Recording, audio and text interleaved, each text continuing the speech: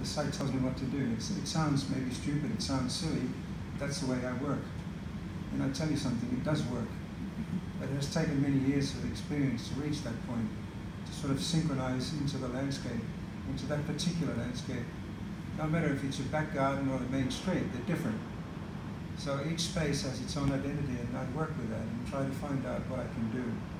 So this is an area with bamboo. I've never worked with bamboo. Well, before that in Japan, but otherwise, these areas in Indonesia were filled with bamboo, and there was the rice fields.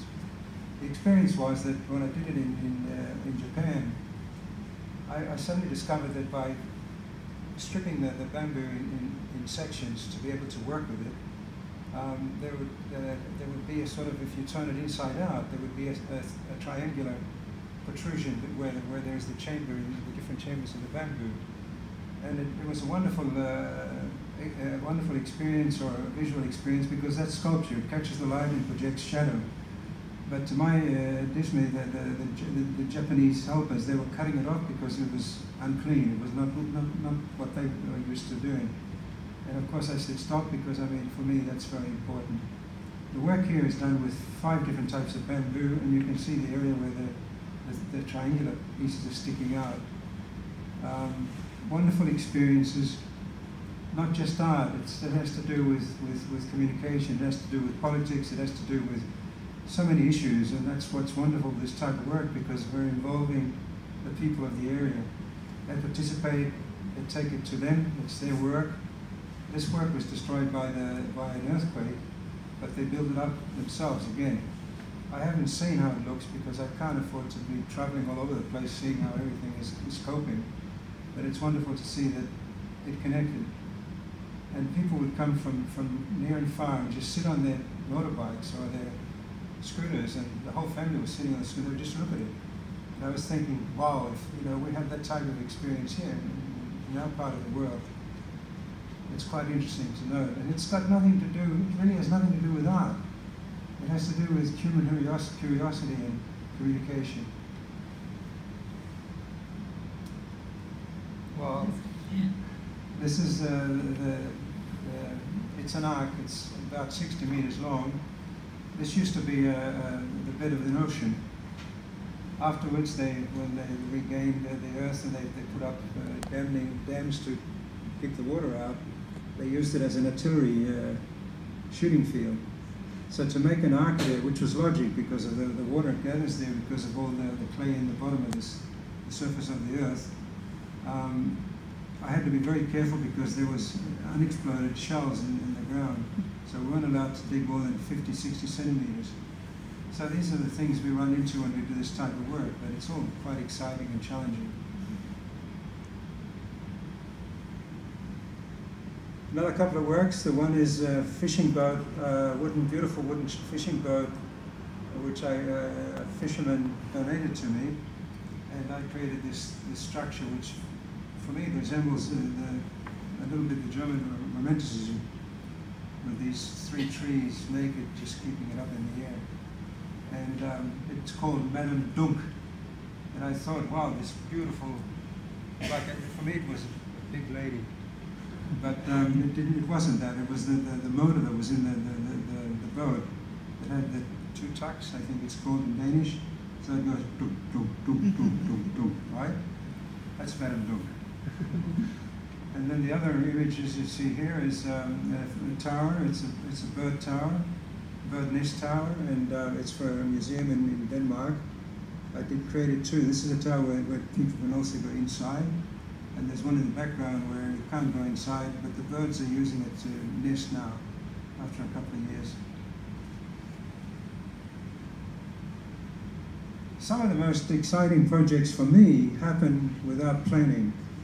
We have to be sort of synchronized on what we look at, what surrounds us, with respect, and maybe with be humble.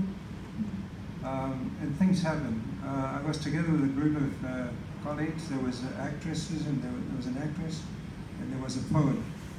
And we took a trip in the midnight sun time of the year along the coast, and we were there for hours in the evening because the light was so beautiful, and there was all these fish skeletons.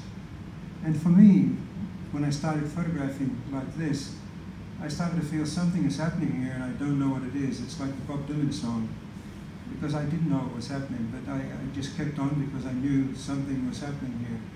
And it was, this is a Renaissance Madonna. There's no doubt for me. I mean, the background, like the Renaissance, they used to make the landscapes in the background, but they were like curtain drops in the theater. They weren't real landscapes. And this is a bit the same with the islands, and then we have also the small flowers in the grass in the landscape. So why not a Renaissance Madonna? Recently, I was fortunate to go back to the place of my birth. I've been away for more than 50 years. My parents immigrated to Australia when I was 4 years, and it's Sicily where I'm born. And I got the opportunity they found out that I existed, and they invited me back, like the prodigal son coming back to where I was born. And I found such a welcome. And I did the first major exhibition of my work in Sicily, inspired by the Sicilian background. The hardships, that's why 3 meters thorn spiral. The thorns are this big, and this represented what the hardship of the farmers and the local people had gone through in that area. And of course, there's installations with other materials. Now, these are 2 very special projects. The one is the quarry, the stone quarry, which will be set underwater here. They stopped quarrying the stone, and now it's going to be submerged in water. They're inviting artists to do works. I know it sounds like, so what? But it's a challenge to do a work with stones. But how do you go up in height with the stones? I found out that there was cement blocks to protect when they were working with huge machinery to protect the pipes and the electricity lines or whatever. And they were just lying on the edge of the quarry, and I thought, just look at those stones, those concrete blocks, and if you really look at them, they have the same color as the side of the quarry, because they've been lying in that area for such a long time, so they've taken on the color of the earth and even the stone. So why not use concrete? Concrete fits well in this, and I could bring them up in 7 meters high.